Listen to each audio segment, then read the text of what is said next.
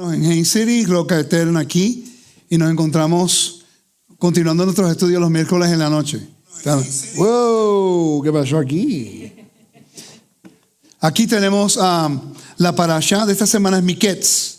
La parashá de la semana es Miketz. Génesis capítulo 41, versículo 1 al capítulo... ¿Qué pasó?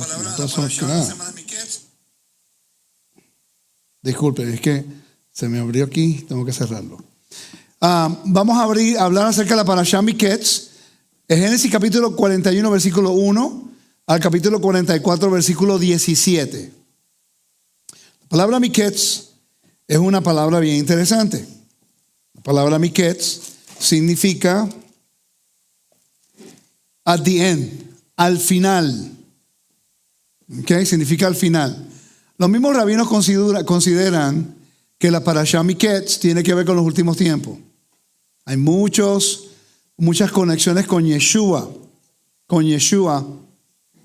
Y nosotros vamos a mirar algunas de ellas para poder entender un poquito mejor lo que es la porción de la palabra. La Torah se estudia de una forma peculiar. Primero se leen los versículos. Primero hay que familiarizarnos con la información. Generalmente las personas leen, pero especulan. Y todo es una interpretación espiritual. Nosotros, en Roca Eterna y los maestros de Roca Eterna, estamos enseñando cómo utilizar el contexto cultural, histórico, geográfico, topográfico, bíblico y hacer conexiones que después podemos extraer una aplicación espiritual. ¿Okay? Pero lo espiritual no viene primero. La Biblia nos dice que que la Torah viene primero y la Torah es espiritual, como dice Romanos. Romanos capítulo 7 lo dice, que la ley es espiritual. Entonces, el espíritu y la Torah son sinónimos. ¿Me están siguiendo? ¿Me siguen? Queremos separar una de la otra y no es así. Hay un don del espíritu. ¿A quién es el don del espíritu? ¿Ok? El don para los que creen en el Dios de Israel y regresan a la Torah. Entonces, cuando nosotros estudiamos la parashá semanal, siempre debemos considerar que es una historia histórica, eventos a los hijos de Israel, que incluye cada uno de los elementos de la metodología. En este caso, en la historia de José, vamos a poder ver cómo es que la transgresión al convenio familiar, como yo dije el año pasado, una familia disfuncional, trae una opresión. No hay justicia ni bondad. Lo que hicieron con José en las parashás anteriores, ¿no? Lo oprimieron, lo lanzaron en el pozo, lo vendieron. Allá se convirtió en un esclavo, ¿no? Pero el Eterno tuvo misericordia, le dio favor y recibió honor saliendo de la vergüenza. Cuando sacaron a José del sepulcro o la cárcel, es una metáfora, ¿no? Que va de un estatus, cambiando un estatus. Y vamos a ver el ritual de transición en la porción que vemos aquí. ¿Okay? Después, él con la inmersión, lo bañaron, lo afeitaron. Eso es una inmersión, una nueva creación. Algo va a ocurrir. Y después viene el orden en la vida de José. Y ahí es cuando entra entonces la familia en la pelea por el espacio sagrado. La familia regresando. Unificación se dice, de la familia. Pero siempre ocurre cuando hay caos, siempre ocurre cuando hay desobediencia, siempre ocurre cuando el hermano se va en contra del hermano. Esto ocurre aquí todo el tiempo hoy día. Hoy día hay desacuerdos basados en teología de gente que nosotros ninguno sabemos nada. El 90% de los conflictos dentro del mesianismo, raíces hebreas y el cristianismo son de cosas bíblicas que a veces no estudiamos o no entendemos. ¿Me están siguiendo? Y entonces carecemos de un entendimiento total. Y cuando nosotros carecemos de entendimiento total, hay controversia porque las personas quieren defender su opinión.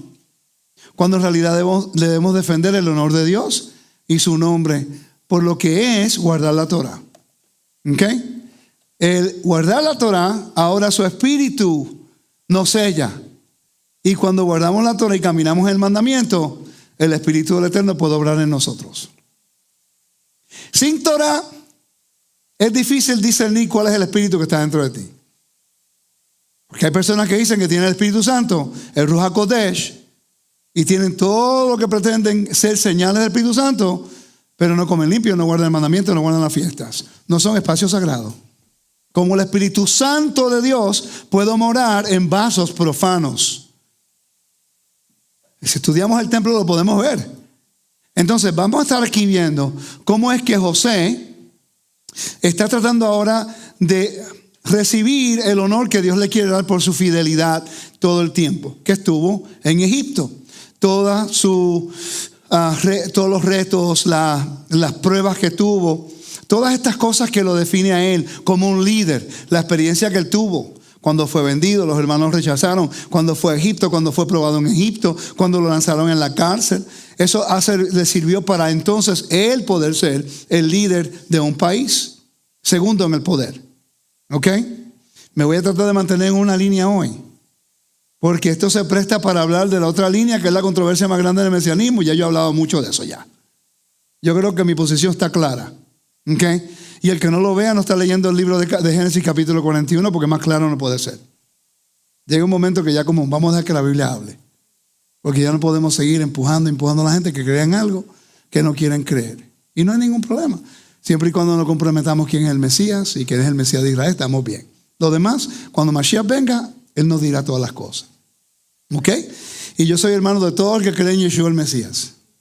No importa si creemos diferente en una cosa u otra, no te voy a descartar, no te voy a minimizar y no te voy a rechazar tampoco.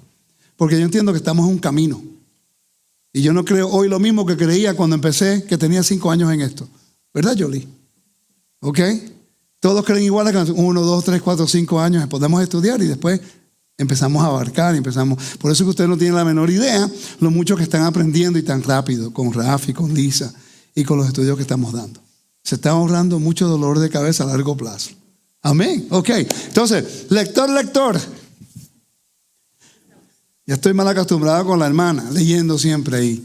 Tienen engreído acá. Vamos a comenzar el capítulo 41. Si solamente cubrimos el capítulo 41 no hay ningún problema.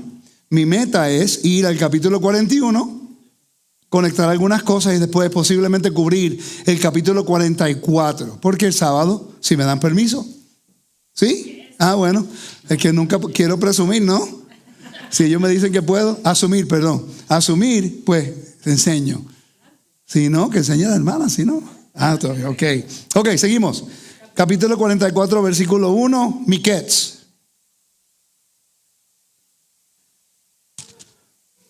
¿Es 41? Sí. Capítulo 41 de Génesis, versículo 1. Aconteció que pasados 2 años tuvo Faraón un sueño.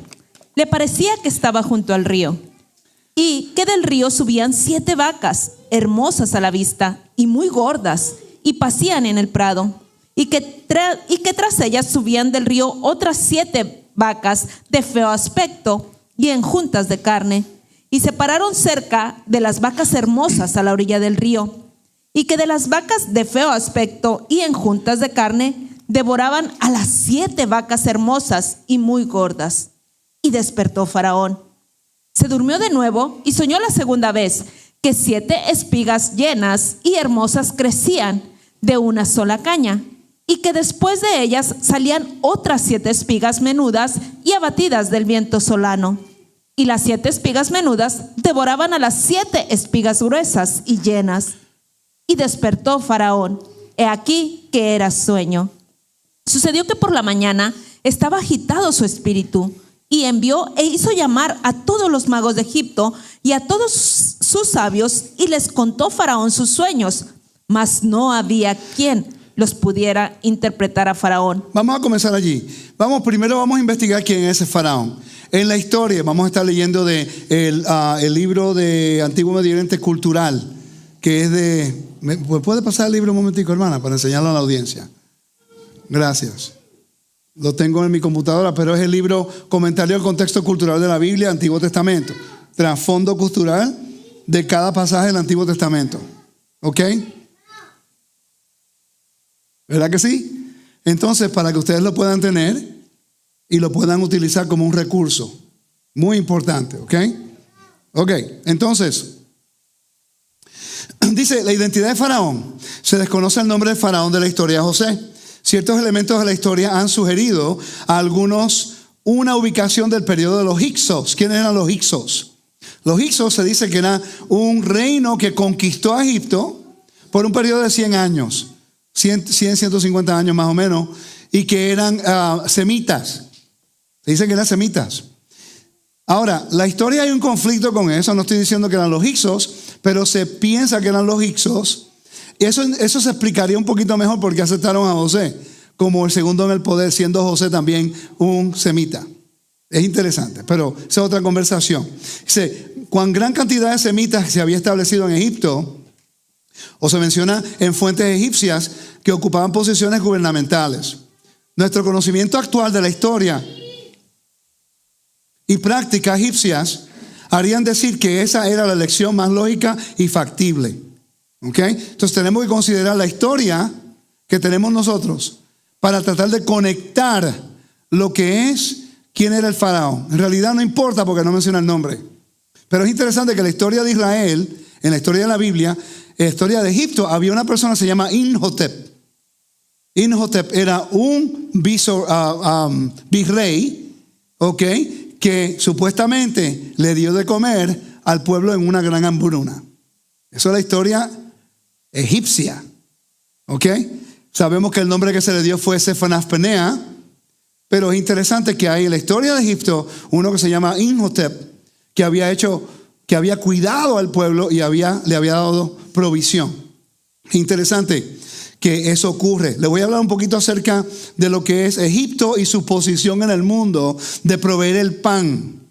Es interesante que la historia siempre mantiene la importancia de Egipto. En el libro de Hechos, yo creo que es el capítulo 5, no estoy seguro, si alguien me puede ayudar, que habla acerca de una profecía de que va a haber una hambruna. Iba a haber una hambruna en el primer siglo. Y sabemos en la historia de que hubo una hambruna de 10 años en el Mediterráneo. ¿Por qué? Roma tenía que pagar a las personas de pocos recursos, le tenía que dar como un tipo de beneficios sociales, ¿no? Y le daba grano para que pudieran hacer pan. En el tiempo del primer siglo, yo creo que el capítulo 11, si alguien me puede ayudar con eso. En el primer siglo hubo una hambruna porque ya Egipto tuvo una hambruna. Y Egipto es como Kansas City y como Nebraska y estos lugares que tienen mucho maíz y tienen mucha harina, tienen mucho trigo. En Estados Unidos el bread basket, que es la canasta de pan de todo Estados Unidos, lo que es el grano. Que Egipto siempre se consideró como el lugar donde se proveía el grano y la comida y el pan. Hermana, ¿tiene el versículo? El versículo 28. ¿Puede leerlo? Del capítulo 11 dice, y levantándose uno de ellos, llamado Agabo, daba a entender por el Espíritu que vendría una gran hambre en toda la tierra habitada, la cual sucedió en tiempo de Claudio. La Biblia lo dice, el tiempo de Claudio, ese es el tiempo cuando Pablo estaba viviendo. Ahora vamos a entender 1 Corintios mejor. Ora y come tranquilo, mijo. Entonces, si no sabes que ha sido carne dedicada a ídolos y te la sirven, ora y come. Ni pregunte, porque había hambruna. Y la preservación de la vida por encima de todo. Pero si no sabemos de ese evento, vamos a pensar que ahora tenemos permiso de comer cuántos camarones hay. ¿Ok? Y es falta de contexto. Entonces ya vemos una secuencia y si vemos la historia del greco-romana, sabemos la gran influencia de Egipto y por eso era que Roma quería un convenio con Egipto, porque el imperio estaba creciendo y era algo que era de, ¿cómo se dice? Logística. Queremos pan para el reino, tenemos Egipto, necesitamos Egipto. Igual que Asiria. Asiria necesitaba aceite de oliva. El aceite de oliva no aparece tanto en Mesopotamia ni en Asiria. Aparece siempre en el tiempo de Israel, en el lugar de Israel y en el Líbano y hacia el sur de Israel. Por eso era preservado por los babilónicos y por los asirios, porque tenían unos recursos que ellos no poseían. ¿Me están siguiendo? Entonces, entendiendo la fauna, la flora, el lugar geográfico, nos ayuda a entender la historia y el por qué los eventos ocurrieron.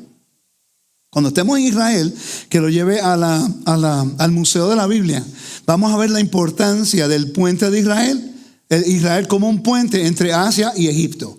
La importancia geográfica, topográfica de Israel hacia el mundo antiguo. Y ahí va a tener más sentido, ¿ok? Entonces, cuando hablamos de los sueños dobles, está hablando aquí el capítulo 41, versículos 1 al 7, que Faraón tiene un sueño y lo tiene 2 veces. Mira lo que dice el comentario. En el antiguo cercano oriente, generalmente se daba por sentado que los sueños eran comunicaciones de los dioses. Algunos eran muy simples y directos. Ver el sueño de Jacob en Betel, Génesis 28, versículo 10 al 22. Pero en los casos en que el rey o el faraón estaba involucrado, a veces se agregaba un énfasis especial por medio de la experiencia de un sueño doble. Por eso aquí se cuenta que el faraón tuvo 2 visiones que le advirtieron de la hambruna que venía sobre Egipto. Da la coincidencia que José está preso, da la coincidencia que hay 2 personas que quedaban presos que estaban cerca del rey, da la coincidencia que el faraón tiene un sueño que no nadie puede interpretar, y da la coincidencia que a uno de los que están presos lo dejan libre y regresa a su puesto anterior. No hay coincidencia en el Eterno. Está el favor. Si José no hubiera pasado por la prueba moral de resistir la tentación, si José se hubiera dado por vencido y se hubiera asimilado a la cultura egipcia antes de ponerse en su posición, ¿okay? Y se hubiera dado por vencido porque sus hermanos quisieron matarlo, su familia no lo quería, fue la esclavitud, él preservó su integridad y su dignidad en todo esto. Él se mostró un hombre justo y moral. Recuerden que la impureza moral es lo que nos mantiene fuera de la esfera de la vida. Fue la impureza moral de sus hermanos que causó que sufrieran hambruna. Recuerden eso. Lanzaron a su hermano en el pozo. Trataron de matarlo. Lo vendieron. Lo odiaban. ¿Qué ocurrió en la familia de Israel después de esos eventos? Rubén se acostó con la mujer de Jacob, con una de sus madrastras. Judá se fue y se casó con una mujer cananea. Allá tuvo problemas con Tamar y tuvo problemas con sus hijos que murieron. Caos, porque no guardaron el convenio entre familias. Israel, como usted me mencionó anteriormente, el problema de Israel siempre ha sido interno. A través de la historia de Israel, los problemas de nuestro pueblo no pueden venir de afuera, porque Balaam mismo lo dijo, que no hay adivinación ni agüero en contra de Israel. Agurero. ¿Ok? Entonces, quiere decir que ¿por qué estamos pendientes y estamos siempre preocupados que va a venir ataques en contra de nosotros? Vivimos en un mundo real, pero el Eterno nos protege a nosotros, ¿no? Entonces, lo que ocurre es que el pueblo de Israel, siempre ellos mismos se envuelven en el pecado moral. Y aquí José fue probado. Y él pasó la prueba, que abre la puerta hacia la bendición. ¿Ok? Entonces sabemos que a mí me ocurrió en mi vida personal, por cierto. Me ocurrió un sueño 2 veces. El mismo sueño 2 veces. En una ocasión, fíjese, estaba en la iglesia y una persona profetizó. 2 veces ocurrió en la iglesia de que yo iba a ir a las naciones. Una vez cuando tenía 15 años y otra vez cuando tenía 16 años. ¿Ok? 2 veces ocurrió eso. Pero tuve un sueño en la cual yo estaba en un estadio en Puerto Rico. Había un estadio y yo jugaba béisbol. ¿Ok? Y yo recuerdo que cuando yo pasaba, yo estaba viviendo en Venezuela, y cuando yo pasaba por el estadio a visitar a mi papá, siempre me recordaba, y estaba viviendo en el mundo, pero siempre recordaba ese sueño. Que estaba hablando al frente de una audiencia, pero no me escuchaba. El estadio estaba full. Nunca he hablado al frente de un estadio, pero el estadio estaba full. Y yo nunca podía escuchar lo que yo estaba diciendo. Después tuve otro sueño igual, que estaba en un lugar oscuro, vestido de negro, al frente de una audiencia, pero tampoco escuchaba lo que estaba hablando. ¿Te recuerdas en Sukkot? Cuando yo regresé a las cosas del Eterno, empiezo en el ministerio y me encuentro en Sukkot, donde hay sobre 1000 personas. Yo estaba vestido de negro. Mi esposa sabía de ese sueño. Cuando yo salgo en el medio de la enseñanza, yo me di cuenta que ese es el cumplimiento de lo que yo había soñado. Y cuando yo bajo, ella me está esperando. ¿Sabe? Mi esposa me está esperando. Y es como que yo he podido ver, y yo siempre entendía que algo que ocurría 2 veces era del Eterno. Aquí vemos la prueba, ¿no? Por eso cuando hay personas que me dicen, tuve un sueño, lo primero que yo pregunto, ¿cuántas veces lo tuviste? Si me dice una vez, cuando lo tenga 2 veces me deja saber. Porque estamos siguiendo un procedimiento bíblico. ¿Ok? Pero los sueños eran parte del mundo antiguo. La diferencia es lo que dice, con lo que dijo José. Cuando lo dice en el sueño, ¿ok? Vamos a ver lo que dice José en este caso. Sigue, hermana. Versículo 9. número 9. Entonces el jefe de los coperos habló a Faraón diciendo, me acuerdo hoy de mis faltas. Cuando Faraón se enojó contra sus siervos, nos echó a la prisión de la casa del capitán de la guardia, a mí y al jefe de los panaderos. Y él y yo tuvimos un sueño en la misma noche, y cada sueño tenía su propio significado. Estaba ahí con nosotros un joven hebreo, siervo del capitán de la guardia, y se lo comentamos, y él nos interpretó nuestros sueños, y declaró a cada uno conforme a su sueño. Y aconteció que como él nos lo interpretó, así fue. Yo fui restablecido en mi puesto y el otro fue colgado. Entonces Faraón envió y llamó a José y lo sacaron apresuradamente de la cárcel. Y se afeitó y se mudó sus vestidos y vino a Faraón. Ok, vamos a parar allá. Aquí tenemos que hablar un ratico. Afeitarse, ¿qué significa eso en el antiguo Medio Oriente? Hicieron unas cuantas cosas. Tuvieron que bañarlo, lógicamente. Lo bañaron, lo afeitaron, le pusieron vestimentas nuevas. Un ritual de transición. Cada vez que vemos nosotros eso en la Biblia, siempre representa un ritual de transición. Siempre. ¿Ok? Entonces, dice el comentario, como una forma de estar más presente ante Faraón, José se afeitó. Esto podía incluir la cabeza, como en Números capítulo 6, 9, así como la cara en Jeremías 41, 5. Por tanto, debe haber cambiado su apariencia para que fuera más parecida a un egipcio. Entonces, pero lo importante es que esto cae bajo lo que se llama nueva creación. Es un cambio de estatus. Una persona que está en la cárcel no puede presentarse de esa forma delante de un rey. Por eso cuando nosotros venimos al evangelio, nuestro estatus cambia. Él nos viste de honor, nos da un nuevo nombre y después pone su sello sobre nosotros y nos pone su Espíritu Santo para sellarnos, para que nosotros podamos presentarnos delante de Él. Es el protocolo de un rey. ¿Me están siguiendo? Esto es importante.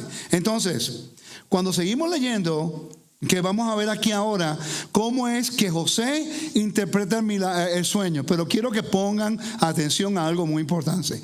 ¿A quién le da José el crédito? Eso es muy importante, porque si entendemos el vocabulario, a quién le está dando crédito para la interpretación del sueño, después podemos ver más tarde por qué Faraón le da por esposa la hija de un sacerdote. ¿Ok? Recuérdense que en el antiguo Medio Oriente, como estamos viendo, ellos pensaban que los magos y los que definían los sueños eran personas que eran de alto estatus, o sacerdotes, o personas cerca del rey. No era cualquier persona. Pero cuando él se presenta, aquí vemos a él, para presentarse rey, le cambió el estatus. ¿Ok? Pero no tenía más remedio que llamar a José, porque sus magos y las personas que trabajaban para él no pudieron interpretar el sueño. Okay. Entonces aquí ahora vemos lo que dice José es clave, pero no pongan atención solamente a lo que dice. Él interpreta el sueño, pero después enseña a Faraón cómo administrar su casa. Y eso fue lo que ayudó a José a establecerse como líder. Okay. No solamente el sueño, solamente que lo que le dijo, cómo ejecutar el plan eso es lo que hace el Eterno siempre. Cuando estamos en una situación, la Torah te enseña cómo ejecutar el plan de acción para que podamos nosotros estar en victoria. ¿Me siguen? Por eso es que esta mañana, cuando estábamos dando la clase, las preguntas estuvieron espectacular. Algunas de ellas nunca las conseguía, nunca las había escuchado o considerado. Okay. Pero ¿qué fue lo que yo hacía? Trataba lo posible de dar una opción administrativa para que la persona pudiera manejar la situación, educando y levantando el nivel de honor a la congregación. Es fácil yo tener una opinión que trae caos a la congregación. Yo puedo estar parado en la Torá, ser firme con el mandamiento. Y yo entiendo que hay muchas congregaciones que no están preparadas para poder hacer una transición rápido. Pero cuando se le dan sugerencias bíblicas, entonces ahora ellos pueden adaptarse al mandamiento sin tener que ser tan blanco y negro y eliminar a medio mundo porque no están al mismo nivel. Eso ocurre cuando las personas se consideran tan justas que aprenden 2 o 3 cosas y después se van. No quieren estar contigo porque tú no te mueves a la velocidad de ellos. Eso les va a ocurrir a ustedes aquí también. Eso va a ocurrir en todos lugares.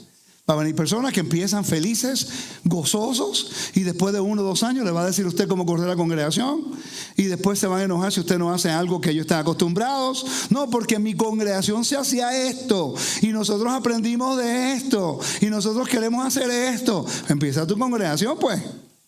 No todo el mundo es llamado. Entonces quieren que usted corra a la misma velocidad que ellos. Y cuando no pueden imponer su autoridad se van, creando caos. Como líder tenemos nosotros el poder de crear el caos si queremos. Y yo he visto muchos que lo han hecho. Pero yo he decidido hace 12 años atrás que no quiero ser parte de ese problema. Tenemos nosotros que dar una sugerencia educativa y edificante para un problema interno. Y hay problemas internos que caben dentro de la congregación local. Yo lo dije esta mañana. Usted tiene una congregación, me están dando no una queja, sino, ¿cómo se dice? A concern. Una preocupación porque están aprendiendo Torah. De repente yo le dije a la hermana, bueno, considere esto y esto. Un plan de acción. ¿Ok? La sabiduría está cuando nosotros aprendemos a la Torah y el Espíritu Santo nos ayuda y nos da discernimiento para tomar decisiones que nos ayudan. Y eso se toma tiempo y no todo el tiempo uno da el consejo correcto. Por eso uno necesita una esposa que esté con uno y le llame la atención a veces. Porque necesitamos ese lado suave, tranquilo, que le pasa la manito a uno de vez en cuando para que uno no ahorque a la gente. Porque las preguntas son las mismas. ¿Me están siguiendo? Pongan atención a eso en la historia de José. Vamos a leer allá. Versículo 15 en adelante. Y dijo Faraón a José: yo he tenido un sueño y no hay quien lo interprete, mas he oído decir de ti que oyes sueños para interpretarlos. Respondió José a Faraón, diciendo: no está en mí. Elohim será el que dé respuesta propicia a Faraón.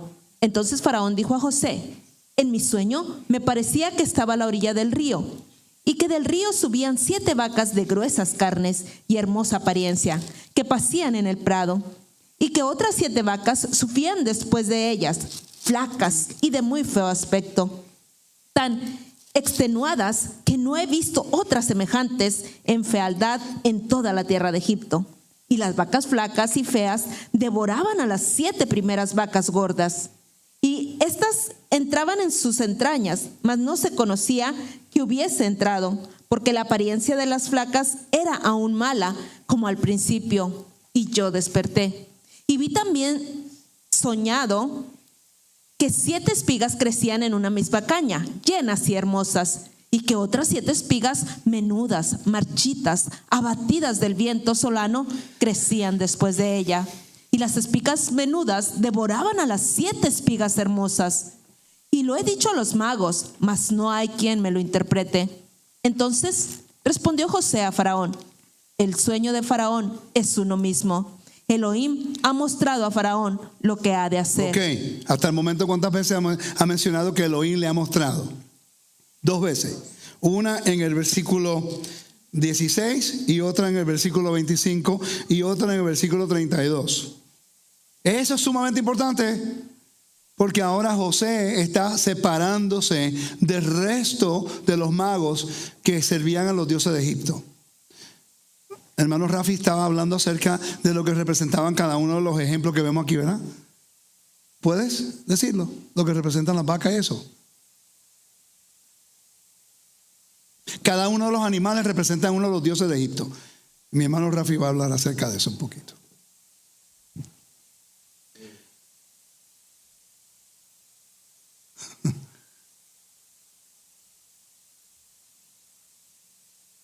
Pasa por acá, que acá hay otro. Ay, ya creo que se arregló, va a ver. Micrófonos por todos lados, eso es. Ahora sí, ahora sí. Bueno, una la vaca era representativa también de una diosa. Me fue el nombre, no sé si era Hathor o era la otra, no recuerdo. El río también representaba a otra deidad. Entonces, cuando el faraón está viendo eso en su sueño, está creando un caos. Porque si los dioses están en caos, el reino también va a estar en caos y Egipto completo. Exacto. Para apoyar más lo que mi hermano Rafi está diciendo, en la mitología egipcia se encontraba que se llamaba Maat. Maat era la diosa del cosmos. Faraón se encargaba de mantener la justicia y el cosmos intacto todos los días. ¿Okay? Maat. Si había un caos de alguna forma, en este caso de las vacas, y lo que él está hablando, quiere decir que había juicio para Egipto. Es interesante que los magos de él no entendían. Recuérdate que todos servían diferentes dioses. ¿Cuántos estudiamos egiptología? Ese es el problema. El pueblo de Israel estuvo en Egipto sobre 200 años como esclavos o viviendo allá. Pero no estudiamos egiptología. Y toda la historia del capítulo 41 de 37 en adelante tiene que ver con Egipto. Hasta el último capítulo hasta el capítulo 12 del libro del libro de Éxodo. ¿Ok? Tiene que ver con Egipto. Debemos nosotros estudiar lo que es egiptología, por lo menos algo básico, para poder entender con qué se están lidiando ellos y lo que representa cada una de las cosas que hizo Faraón, que hizo Moisés, que hizo Aarón, que hizo el pueblo. Y todas las desobediencias que tuvieron el pueblo de Israel está conectada con la forma que ellos vivían en Egipto.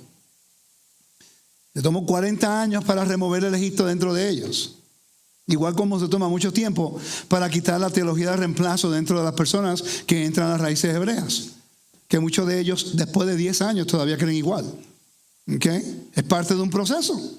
Pero lo que tienen todos en común, que la mayoría que no pueden salir de ese tipo de enseñanza, son los que no se enfocan en el estudio del templo. El templo te enseña quién da el convenio, de dónde sale la justicia, quién te da el honor, cómo te convierte en una nueva creación, qué es el orden del caos y los espacios sagrados para honrar el nombre de Elohim. Entonces, para tú poder entender estos conceptos, tienes que manejar una diferencia en tu estilo de vida que no aparenta ser como lo que el mundo hace. No podemos vivirlo. Por eso la Torah es un estilo de vida. Es interesante que José estaba viviendo de acuerdo a los valores que él aprendió en su familia. Por tribulación, por persecución, por tentación y todas las pruebas que él mantuvo sus valores. Y obviamente se lo enseñó a sus hijos cuando nacieron. ¿Ok? Recuérdate que Efraín y Manashe eran de una madre pagana, que de acuerdo al judaísmo no son judíos. Es interesante que Efraín fue el que hizo introducción a la idolatría al reino del norte en el tiempo de Jeroboam. Quiero que solamente piensen en eso. Cambiaron las fiestas, cambiaron la localización del templo, cambiaron el sacerdocio, cambiaron todo. Una aberración delante del Eterno. Eso fue lo que hizo Efraín. Y estamos viendo lo mismo hoy día. El mismo patrón se sigue repitiendo. Eso fue lo que guió al pueblo de Israel hacia lo que es la dispersión. Ok, vamos a seguir leyendo. Yo quiero que noten ahora lo que lo que José va a hacer después que le da el consejo. Quiero que usted note lo que va a ocurrir aquí, ¿ok? Versículo 26. Las 7 vacas hermosas 7 años son, y las espigas hermosas son 7 años. El sueño es uno mismo. También las 7 vacas flacas y feas que subían tras ellas son 7 años. Y las 7 espigas menudas y marchitas del viento solano, 7 años serán de hambre. Esto es lo que respondo a Faraón. Lo que Elohim va a hacer, lo ha mostrado a 3 Faraón. veces, 4 veces. Siga. He aquí, vienen 7 años de gran abundancia en toda la tierra de Egipto, y tras ellos seguirán 7 años de hambre, y toda la abundancia será olvidada en la tierra de Egipto, y el hambre consumirá la tierra. y aquella abundancia no se echará de ver a causa de la hambre siguiente, la cual será gravísima. Y el suceder el sueño a Faraón 2 veces significa que la cosa es firme de parte de Elohim y que Elohim se apresura a hacerla. Ok, vamos para allí. Hay un procedimiento aquí que quiero que aprendan que es muy importante. Esto nos va a ayudar a nosotros a definir quién tiene un sueño verdadero de Dios y quién no tiene un sueño verdadero de Dios. Cada vez que hay un sueño de Elohim, de parte de Elohim, sea de juicio o sea de lo que sea, Él te va a dar siempre la forma de salir o la respuesta de cómo sobrevivirlo. Noé, él escucha de Dios, va a haber un gran juicio en la tierra. Construye un arca. Agarra a todos los animales limpios y los impuros y traes toda la tierra y ¡pum! Sobrevivió en el medio de ¿qué? De una acusación divina en contra de la tierra. ¿Sí? Quiere decir que el Eterno es justo. Si Él guarda convenio contigo y te dice que algo va a ocurrir, Él te va a dar la solución cómo restaurarlo. Siempre ocurre. Interesante que cuando el pueblo de Israel fue a Egipto, a Babilonia, fueron ¿quiénes? Estuvo Daniel y después los amigos de Daniel. ¿Sí?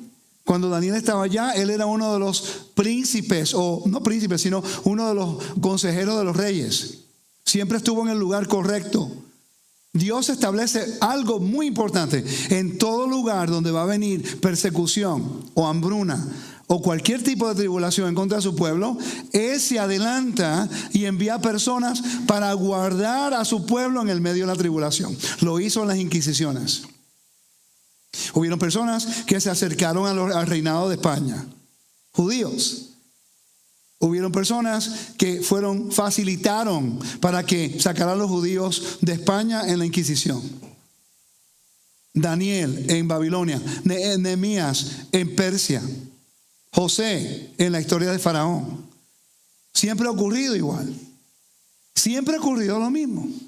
¿Qué nos dice eso? Que el Eterno es justo con la gente que está en convenio. Por un remanente fiel, Él siempre envía a una persona que los puede consolar en el momento que necesitan y que haya tribulación. En el tiempo del Holocausto, en la Segunda Guerra Mundial, ¿cuántos judíos no se encontraban en los Estados Unidos que estaban altos en el gobierno? Que pudieron abogar. Es interesante que hubo un barco que fue a Cuba y vino a Estados Unidos con un montón de judíos escapando de Europa. Y de allá los regresaron. Muchos de ellos murieron en el Holocausto. Y por hacer eso, bendeciré a los que me bendicen y a los que me maldicen, maldeciré. Como dice la palabra. ¿Y qué ocurrió con Cuba? Caos. ¿Qué ocurrió en Estados Unidos? La Gran Depresión. Hemos visto en la historia lo que ocurre con cada país que persigue a su pueblo. ¿Qué ocurrió con España? Estuvo estaba casi desaparecido del mapa hasta los 1930. ¿Ok? Ahora que se está levantando. O en los últimos 50 años, ¿no? Hemos visto eso. Es interesante que nosotros tenemos que aprender estos principios. Faraón bendice a José porque José escucha al Eterno. No le interesó su tribulación. No le interesó ser perseguido. No le interesó ser aprobado moralmente. Él básicamente tuvo que hacer lo que tuvo que hacer y en el momento propicio ahora se convirtió en la persona más importante fuera de Faraón en Egipto. Y si él no hubiera sido fiel, ¿usted cree que hubiera estado en esa posición? Muchos de nosotros estudiamos la historia de José, pero no consideramos el tipo de carácter y dignidad e integridad que tenía ese como hombre para mantener su fidelidad en el tiempo más difícil. Y eso es lo que el Eterno quiere hacer con nosotros. Nos prueba, nos ayuda, nos pone en situaciones, porque si Él nos va a dar a nosotros lo que es provisión y honor y un gran nombre, tenemos que probarle a Él que somos dignos de caminar en ese llamado. Interesante, si no valoramos ese llamado, siempre terminamos en la misma impureza moral. Esa ha sido la caída de todo hombre y de toda mujer y de todo gobernador, y siempre guía a corrupción. Es interesante, las dos van par en par. ¿Ok? Y tenemos que aprender de eso. ¿Ok? Entonces, Voy a leer el comentario. La descripción de funciones y la ceremonia de investidura. Vamos a leer eso primero. Siga leyendo, hermana. Versículo 33. Por tanto, provéase ahora Faraón de un varón prudente y sabio y póngalo sobre la tierra de Egipto. Haga esto Faraón y ponga gobernadores sobre el país y quinte la tierra de Egipto en los 7 años de la abundancia y junten toda la provisión de estos buenos años que vienen y recojan el trigo bajo la mano de Faraón para mantenimiento de las ciudades y guárdenlo. Y esté aquella provisión en depósito para el país para los 7 años de hambre que habrá en la tierra de Egipto, y el país no perecerá de hambre. El asunto pareció bien a Faraón y a sus siervos. Ok, vamos para allí. Justicia y bondad. Ahora, cuando José dice, fue mi Dios que le va a enseñar lo que va a ocurrir, está enseñando que el Dios de José es un Dios de justicia, que le ayuda a Faraón a mantener el orden cósmico de Egipto. Quiere decir que el favor que el Eterno le da a José a través de lo que está ocurriendo es para poder cuidar a su pueblo en Canaán, que está pasando hambre. El pueblo que no son muy queridos, ellos mismos no se aman. En la historia aquí vamos a ver cuando José está hablando, me estoy adelantando, cuando José está hablando con sus hermanos y los acusa de espías y deja a uno de los hermanos, a Simeón, los dejó atrás en Egipto mientras ellos regresaban con el grano a su casa. Si usted nota la historia, los hermanos estaban pendientes de regresar rapidito a buscar a Simeón. Ellos se quedaron hasta que el grano se acabó. Ese grano no se va a acabar en un día, 2 días ni una semana. Eso enseña, como yo dije anteriormente, son 2 hermanos de 4 mamás. Somos familia de diferentes madres, pero tenemos un padre. En el caso de los hijos de Israel tenían a Jacob. En el caso de nosotros es el Eterno. Y después nos preguntamos por qué siempre hay caos en el reino. Porque tenemos fidelidad a nuestras madres, pero poco a nosotros, aunque tenemos un padre. ¿Me están siguiendo? Si aprendemos de estos eventos, la congregación va a tener mejor función. Porque José nos enseña a nosotros qué es un líder. Un líder no es una persona que impone su liderazgo. Un líder no es una persona que te dice que tiene que hacer. Un líder hace lo que se tiene que hacer y trata de edificarte, ayudarte a progresar. Esos son líderes. Yo conozco muchos líderes. Gente que me han enseñado cosas que yo he podido triunfar en áreas más que ellos. Y nunca fueron egoístas con nada. Me lo dieron todo gratis. Querían compartir lo que ellos tenían para que otra persona pudiera progresar. Y yo aprendí eso desde muy joven. La persona que me enseñó el béisbol era mi papá. Y después, cuando mi papá no me podía enseñar más, me llevó a un coach, a un instructor. Y mi mejor instructor que yo siempre tuve era cuando yo estaba en pequeñas ligas. Se llamaba Millo, de Carolina. Lo pude ver en el 1989 cuando jugué béisbol en Puerto Rico. Llegué al profesionalismo y inmediatamente fui a Carolina a buscar a Millo. Y ya él sabía que yo estaba jugando y se recordaba de mí. Y el poder regresar y yo decirle gracias. Porque lo que tú me enseñaste cuando era niño en un caserío en Puerto Rico, en Carolina, los naranjales, y lo duro que él era conmigo cuando era chiquito, que me hacía agarrar a practicar más y eso, le pude agradecer que ese trabajo, lo que me enseñó, no fue en vano. ¿Okay? Lo que le enseñó su padre a José no fue en vano. Salió en el momento cuando más se necesitaba que él fuera prudente. Y cuando el Eterno nos muestra algo de algo que va a ocurrir, el Eterno te va a dar la respuesta para poder sobrevivirla. Y aquí estamos viendo que ahora Él le dice: por tanto, provéase ahora Faraón a un hombre prudente. Pues pretendan que yo soy José por un segundo, que no lo soy. Faraón, gran rey, provéase para usted.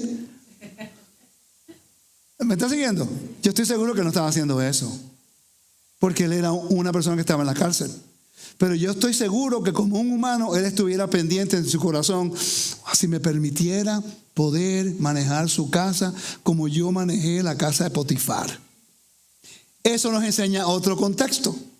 Que Dios nunca te va a poner en una posición de alto rango con gran responsabilidad si Él no te entrena en lo pequeño. Él empezó con su casa. El niño que tomó el poder, el hombre que tomó el poder con Faraón no es el mismo de los 17 años con sus hermanos, que le daba queja a su papá y los tiraba por el medio. Le dieron la bendición, la doble bendición, la primogenitura, ¿no? Le dieron la doble porción, ¿verdad que sí? ¿Y qué hizo él? Habló mal de sus hermanos. No supo manejarlo bien. Los hermanos no lo querían porque recibió la bendición que ellos sabían. Él no era maduro para poder valorar la bendición doble, para cuidar a la familia. Ese fue el conflicto, fue ese. No era que ellos sabían que él era el más amado de los hermanos, es que no tenía la madurez. Pero el hecho de que no estás preparado hoy no quiere decir que vas a estar preparado en el futuro. Pero sus errores los guió como una oportunidad para el Eterno enseñarle. Si yo te voy a utilizar para poder salvar al mundo, tú tienes que pasar por el procedimiento de madurez. Primero, vas a ser vendido por tus propios hermanos. ¿Cómo tú vas a lidiar con el rechazo de tu familia? No de los moabitas y no de los amalequitas y no de los ismaelitas, de tu familia que están comiendo mientras tú estás en el pozo, que te quieren matar porque tu papá te dio la doble bendición. Judá más tarde en la historia dijo, no, yo me encargo. Si yo no respondo, yo doy por él. Pero él no lo hizo al principio. Él no lo defendió. Rubén nunca fue un líder, por eso nunca recibió la doble porción. Y su padre sabía eso. De repente ahora José pasa por la tribulación y aprende en el micro a manejar la casa de Potifar. Lo manejó tan bien que la mujer de Potifar lo quería. Vio el potencial en el joven. Joven, lindo y con gran mente de negocios. ¡Wow! Todo lo que toca progresa. ¿Ok? Cuando él pasa el examen, después va a la cárcel y allá también pasa el examen. Él pasa la prueba. Ahora está listo para poder dirigir. Yo estoy seguro que si esto hubiera ocurrido en el tiempo cuando él tenía 17 años, le hubiera dicho a Faraón, yo soy el más que sabe. Y yo soy el que tengo la respuesta para tu problema. Y usted, Faraón, no sabe nada. Siéntese, yo voy a agarrar su trono. Porque no tenía la madurez. ¿Me están siguiendo? Estoy yo pensando como basado en su personalidad. Pero aquí él es más prudente. Y eso es lo más difícil para un líder. Para cualquier persona. La prudencia, Dios mío, me ha costado y todavía me cuesta. Y gracias al Eterno por mi esposa, que siempre me lo recuerda. Una vez ella me dice, Rico, tú puedes decir lo que tienes que decir sin decirlo. ¿Y eso qué es? Tuve que aprenderlo. Ella me dice, el hecho de que estás correcto no quiere decir que estás correcto. Otra más. Y por último, no permitas que tu ego se convierta en tu amo, sino tu siervo. Grandes enseñanzas en mi vida. Que si yo no hubiera tenido a esa mujer del Eterno en mi vida, yo hubiera saboteado esto hace tiempo atrás. Porque mi mente es diferente. He tenido que ser complementado con una persona que tiene el corazón del Eterno, así como yo, pero con una visión diferente y tiene otro aspecto. José aprendió eso por su tribulación y lo que era siendo perseguido. Ahora él da un plan. Ahora él te deja saber a Faraón, porque usted agarra a una persona que le pueda ayudar, que haga esto y esto. Ahora lo que él había aprendido manejando la casa de Potifar, ahora lo puede poner en acción en lo macro, nacional. Empezó local y después fue nacional. Si algún día el Eterno abre las puertas para yo ir al mundo más con una audiencia más grande, es porque me he tenido que fajar y ganar la confianza del Eterno para que le abra esas puertas. ¿Ok? Porque si no, tenemos que empezar con uno. El viernes en la noche yo tenía 4 o 5 personas nada más que le enseñé por 3 horas. El sábado tuve nada más que 30 personas y estuve de las 9:30 hasta las 4 de la tarde. El domingo tuve como 30 personas de las 9:30 hasta las 4 de la tarde. ¿Qué? Y feliz. Porque yo he aprendido que no es la cantidad de personas. Yo he aprendido el deseo de la persona que quiere aprender. Y no es algo, el Eterno es muy sabio. Yo he podido enseñar a frente de 1,000, 1,500 personas, bastante gente de audiencia. Y después me lleva a un lugar donde son 5, 6 o 10. Para que no me crea tan importante, sino que hacer el mismo trabajo con la misma pasión, no importa quién esté, porque uno nunca sabe quién puede llevar ese mensaje más lejos que uno. sino que hay que pasar el batón. Por eso cuando veo a personas que entran en esto y después se creen que se lo saben todo, yo como que, ok, ya yo he pasado por esa experiencia. Tengo 5 en mente ahora mismo que pasaron por la misma experiencia y ya no están. Hay que pasar el batón. Eventualmente yo paso el batón. Que el Eterno levante a otro que puede ir más lejos de lo que pude llevarlos. Esa es la idea. José lo entendió. Y ahora él dice, ok, este es el sueño que Dios te revela. Ahora te voy a dar la respuesta para que usted, Faraón, se vea bien delante de su pueblo. Mira el vocabulario que él dice. Haga esto, Faraón, y ponga gobernadores sobre el país y quinte la tierra de Egipto a los 7 años de la abundancia. Le está diciendo exactamente qué hacer. Si Faraón es astuto, él va a decir, me resuelve el sueño y me dice que tengo que hacer también. Tú eres el hombre. Pero si él es guiado por el ego y por las heridas del pasado, él hubiera tomado esa oportunidad para oprimir a medio mundo. Ahora soy segundo en el poder. Ok, Faraón, ¿me puedes dar un ejército? Tengo que hacer una visita a Canaán. Voy a ver a mi familia y le voy a enseñar lo grande, lo poderoso y el gran nombre que yo tengo. Y a mis hermanos que me quisieron matar, los voy a matar. Porque tengo poder. Eso es lo que hacemos con el conocimiento. Es lo mismo. Lo mismo hacemos con la gente cuando uno cree que sabe algo y después minimizan a otros, critican a otros. Y tenemos que tener cuidado de no hacer eso. Tener la pasión de hacer lo correcto. Pero yo mismo tengo que aprender a no hacer eso. ¿Ok? Seguimos. Dice, versículo 35, quiero leer esa parte de nuevo. Y junten toda la provisión de estos buenos años que vienen. La administración. ¿Cuántos de ustedes nunca han estudiado la administración del templo? Algo que lo voy a volver a enseñar aquí una vez de nuevo. Que lo enseñé una vez, pero no fue completo. Me gustaría hacer ese estudio acá. Es posible que lo haga el sábado, porque se alinea perfectamente con la administración que dio José y cómo se lleva esa administración al templo y cómo podía funcionar todo. Y es interesante que todos los judíos, donde quieras que van, prosperan. ¿Por qué será? Porque han pasado por tribulación, persecución, pruebas en todos los lugares del mundo que han ido. Ellos saben agarrar todo lo que son dueños, perderlo todo y comenzar de nuevo. Tienen una fórmula de ¿qué? De prosperidad. ¿Dónde se encuentra la fórmula de prosperidad? O el Espíritu me lo reveló, o la Torah te lo enseña. La Torah lo enseña. Y el Eterno le da el Espíritu para que tengan el discernimiento, que puedan actuar de acuerdo a lo que ya está escrito aquí. No hay nada nuevo bajo el sol.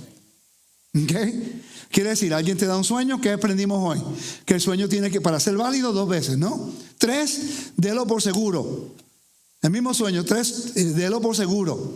Si es una vez, a lo mejor comiste una pizza mala la noche anterior. Pero si son 2 veces, si son 3, délo por seguro. ¿Okay? Entonces, cuando tienes el sueño, el Eterno te da el camino para triunfar. ¿Cómo podemos nosotros? Ocurrió siempre con los profetas. Todos los profetas decían al pueblo de Israel, consideren sus caminos y regresen a la senda antigua. Es un vocabulario de arrepentimiento, por cierto.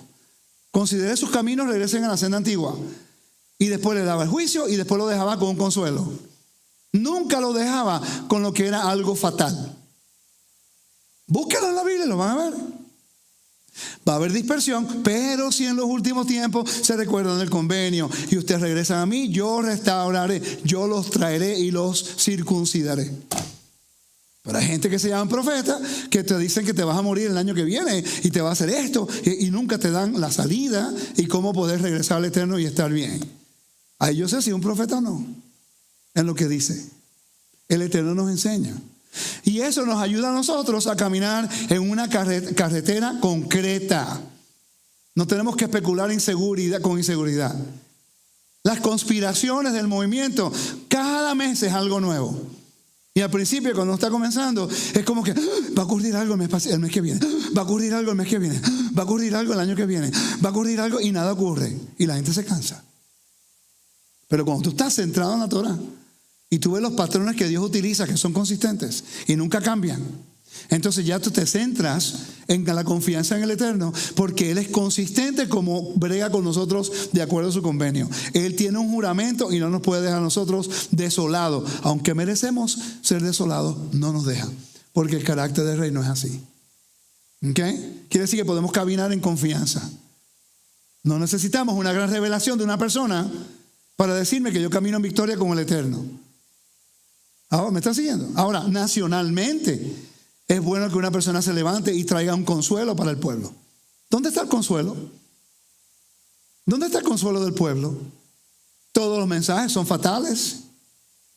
¿Dónde está el mensaje de consuelo de Dios? Él se lo dio al pueblo de Israel a través de la historia. No lo hizo aquí. No le dio consuelo. Mira, va a haber gran prosperidad, va a haber hambruna, pero para poder sobrevivir la hambruna, esto es lo que tienes que hacer en la prosperidad. Preparó al pueblo para poder lidiar con la prosperidad. No le dijo que iban a ser raptados. No, en la hambruna vas a ser raptados. En la gran prueba no te preocupes, ¡puf! Te sacaron. A Noé lo raptaron. ¿Verdad que no hubo rapto? A Noé lo prepararon. Construye el arca, porque él es el que se va a montar en él. ¿Tú no crees que a Noé hizo un gran trabajo construyendo el arca? Nunca había llovido.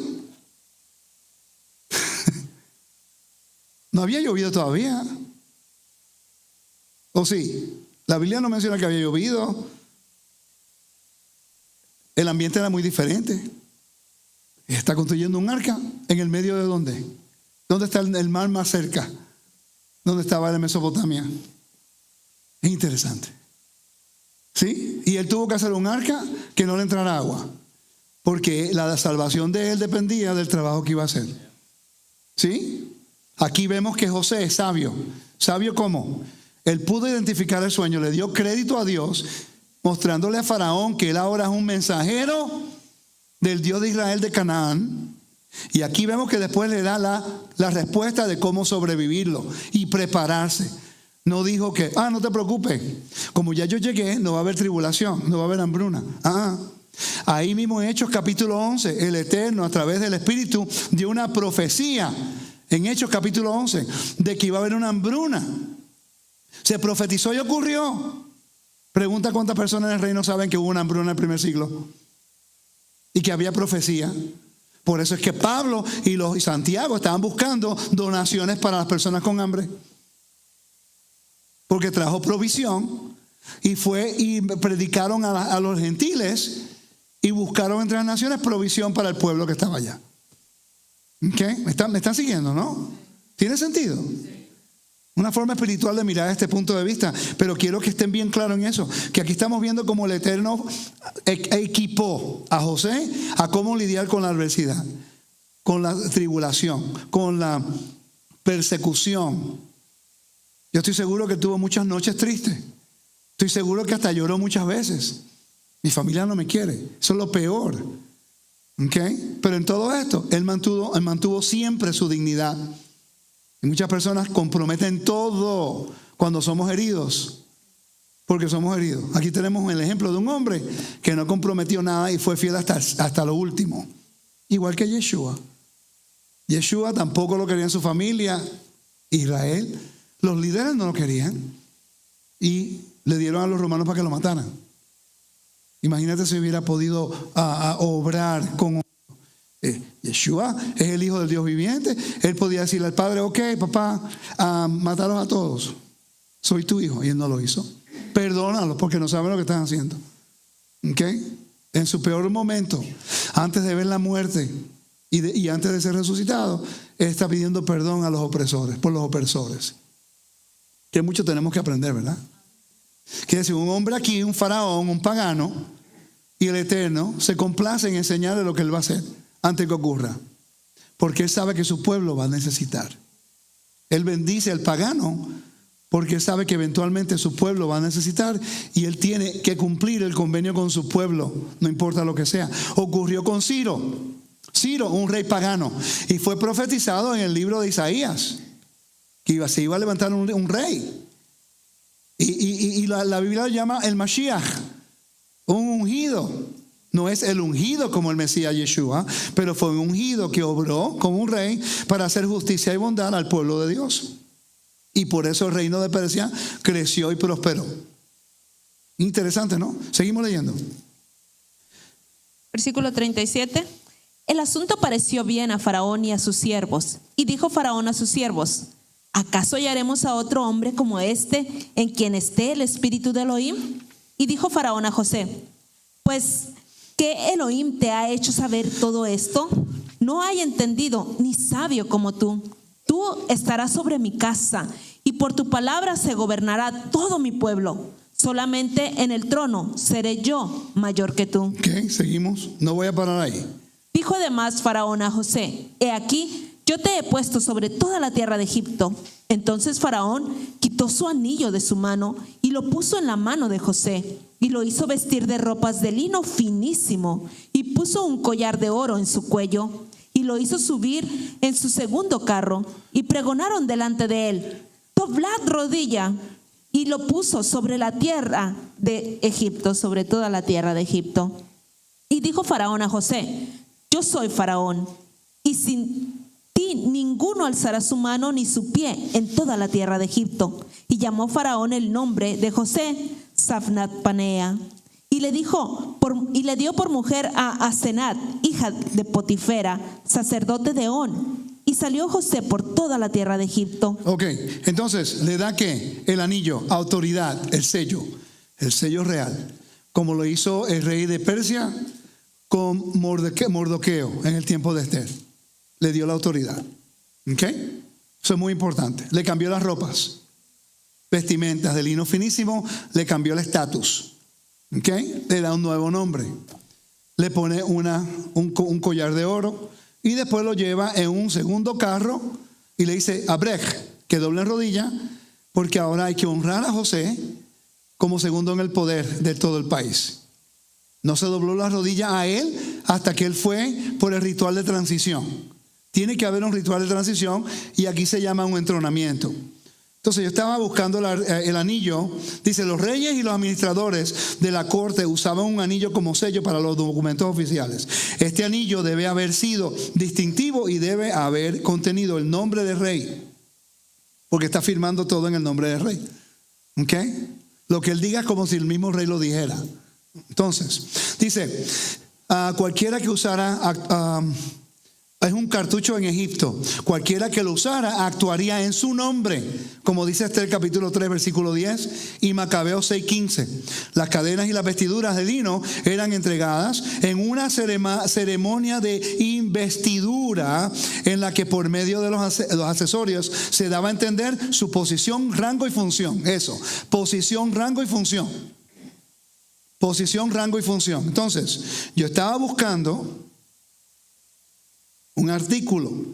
Mi hermana Lisa puso un post. Estaba haciendo, yo he leído este artículo y no recordaba el artículo. Así lo consigo ahora. ¿Dónde está? Ok, vamos a ver aquí. Eso. Entonces, cuando veo en Facebook, la hermana Lisa pone parte del artículo. Y yo, wow. Y la llamé. Puedo usar el quote, y me envió el artículo que ya he leído mínimo 3 veces, pero no sabía dónde estaba. Okay. Así que gracias, hermana Lisa, por compartirlo. Y dice, ella puso, me pareció muy interesante esta información acerca de la entronización de los reyes en el antiguo Egipto. Estudiar la cultura egipcia y sus rituales y ceremonias nos arrojan luz para poder entender mejor los eventos que sucedieron a José en Génesis 41. ¿Ok? Y el tiempo en que probablemente el Eterno se le revela a Faraón de Egipto a través de sueños. Entronización, esta es parte del artículo. Entronización en el antiguo Egipto, la forma más poderosa de realeza, se encontró predominantemente en las regiones de Mesopotamia y Egipto, donde la realeza era considerada como un orden político divinamente ordenado para el bien del imperio. Quiere decir que Yeshua está oficiando de la misma forma. ¿Ok? Y dice, bajo este modelo, el concepto de rey pasó de lo secular a lo sacro, y los reyes fueron considerados como dotados de talentos divinos y disfrutando de una especial relación con la deidad. Los mesopotámicos, por ejemplo, creían que su rey era sobrehumano y divino, ordenado para mantener el gobierno de los dioses, aunque no se pensaba que fuera el hijo literal de los dioses. Se convertía en su descendencia a través de la adopción. Esta elección divina le otorgaba al rey un inmenso poder y lo elevaba en un estado divino. Y sin embargo, su divinidad fue estrictamente funcional. A diferencia de la metafísica dada al faraón egipcio. En ninguna parte del antiguo Medio Oriente el gobierno monárquico fue tan bien establecido y definido como en Egipto. La idea de la realeza estaba entrelazada a lo largo de toda la teología egipcia. Para el faraón era el Ka del Dios. Es uno de los dioses de la esencia, su primogénito. Se creía que el faraón egipcio era descendiente de Ra y adorado como la encarnación de Horus, Osiris y Seth. ¿Okay? La diferencia es que Yeshua es Ben Adam, el hijo de Adán. Muy diferente, el hijo del hombre, que eso atribuye a su divinidad. ¿Okay? Quiere decir que esto no era diferente. En otra palabra, ellos todos pensaban que eran hijos de Adán. Ellos sabían que Adán era el primordial Adam, el hombre principal. ¿Verdad que sí? Entonces había un modelo que trazaba en el antiguo Medio Oriente. La diferencia es que el Eterno envió a su hijo literalmente para que hiciera el trabajo de ser el segundo en el poder. La historia de José habla acerca de eso. ¿Okay? Dice, se creía que el faraón egipcio era descendiente de Ra y adorado. Pues ya yo leí esa parte. Tal como era responsable de mantener Ma'at, el orden cósmico, el orden del universo, porque de tal manera amó Dios el cosmos, para que cualquier que crea, ¿verdad?, no se pierda sino tenga vida eterna. Yeshua fue enviado ¿para qué? Para mantener el cosmos. Eso no quiere decir que Dios está utilizando conceptos paganos para explicar quién es el Mashiach. Esto era algo que todo el mundo sabía. Esa fue la función de Adán. La función de Adán era la representación, la imagen de Dios en la tierra, para que él pudiera manejar el cosmos por el Padre. Adán tenía el mismo trabajo que José tuvo en un momento dado. ¿Me están siguiendo? ¿No están quedando dormidos? ¿Verdad que no? Ok. Adán tenía el mismo trabajo que tenía José. El mismo trabajo que ahora Yeshua maneja. Yeshua se encarga del gobierno de Dios. Yeshua es el encargado de ministrar e interceder por nosotros. Eventualmente, Yeshua va a regresar a la tierra para reinar a la tierra y para encargarse del cosmos. Y después de 1000 años, le entrega el reino al Padre. Ya todo está bajo tu autoridad. Ahora, es fácil. Desde Génesis vemos el mismo patrón. ¿Me están siguiendo? El rey de Israel hacía lo mismo. La función del rey de Israel era ser la imagen del Dios en la tierra. Se consideraba el príncipe. Lo dice la Biblia. Que Salomón y David eran príncipes de Dios. Y Hechos capítulo 5, versículos 30 y 31, habla que Yeshua era el líder o el príncipe, si vemos la palabra en griego. El mismo patrón. ¿Ok? Entonces dice, vamos a seguir leyendo. Dice, el señor de Maat, el faraón, contendía contra los poderes del caos. Poderes que prevalecieron desde el momento de la muerte de un faraón hasta la ascensión de su sucesor. Quiere decir, cuando hubo el sueño, que viene hambruna. Para faraón, él dice, el Maat está en caos. Voy a perder mi autoridad. El reino se va a voltear en contra mía y ahora voy a perder mi autoridad. Cuando vino José, y le da respuesta y le da la solución al problema, él lo pone en segundo el poder. Porque ¿quién mejor de manejar la situación? El que está dotado para poder manejar el reino. ¿Quién mejor que pueda manejar el reino de Dios que el Hijo del Todopoderoso? El mismo Hijo de él. ¿Me están siguiendo? ¿Quién mejor? La historia bíblica nos está enseñando cómo el Eterno quiere restaurarnos al Edén. ¿Cómo lo hace? A través de un convenio.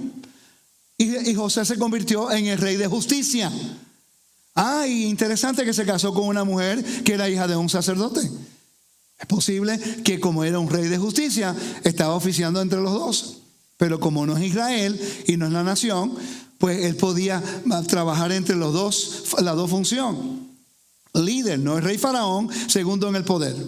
Y también como hijo fue adoptado por la casa de Potifar. Se casó con la hija de él. Pero en la Torah no se permite que un rey actúe como un sumo sacerdote también al mismo tiempo. No puede. El sumo sacerdocio pertenece a los hijos de Aarón y el reinado pertenece a la línea de David, porque el pueblo rechazó que Dios fuera su rey cuando pidieron a Esaú. ¿Me están siguiendo? Ok, entonces seguimos. Dice, Faraón era el abogado absoluto, la fuente misma de la justicia, el dador de vida, sustentador de la fertilidad y dispensador de abundantes bendiciones. Los reyes egipcios, siendo divinos, eran adorados en su vida y en su muerte. Tenían una relación especial con los dioses. Eran considerados reyes y sacerdotes. ¿Ve? En la Torah no se permite un rey ser sacerdote a la misma vez, haciendo esa función a la misma vez. Separación de poder, dígame. Cuando estamos hablando de los faraones, al principio comenzamos hablando acerca de los hicsos. Sí. Que se creía que ellos estuvieron gobernando Egipto. Cuando hablamos en especial de este faraón y del tiempo de José, estamos hablando de los hicsos. Podemos decir eso. Hay algunas diferentes teorías, pero el consenso es que puede haber sido los hicsos. Y ellos, lo que mencionó al principio es que ellos eran semitas. De Sem.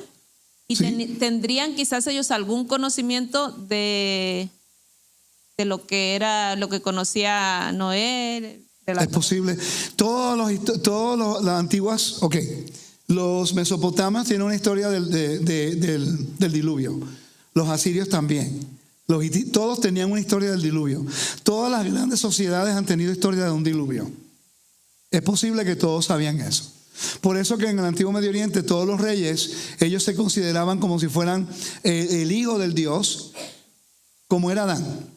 Adán se consideraba como hijo de Dios. Lo que me refiero es si eran descendientes de Sem o semitas,